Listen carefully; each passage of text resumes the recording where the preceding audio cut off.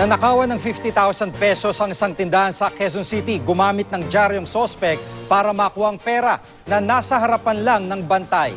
Si Bam Alegre, Nakalerto 24, exclusive.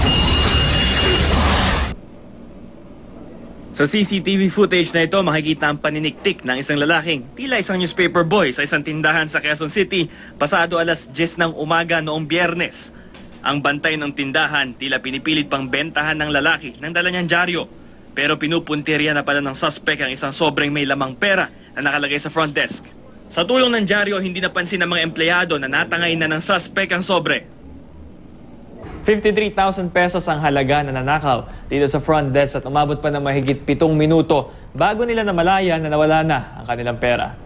Pagtanggal nung guy nung kamay niya kasama yung newspaper, nahablot na rin pala niya yung envelope. So yung envelope na yun, yung naglalaman ng pera. So parang mabilis yung pangyayari eh. Hindi pa raw na ipapablotter ng pamunuan ng tindahan sa pulis ang nangyari. Umaasa silang mabilis na mahuhuli ang suspect at mapapalakas ang kaso laban sa kanya sa tulong ng CCTV footage. Hindi man siguro natin siya mahuli pero through mapalabas siya, I think may mga relative naman siya eh. Ayon naman sa pulisya, unang kaso ito ng pagnanakaw na may ganitong modus operandi sa kanilang lugar. Bam Alegre, Nakalerto 24.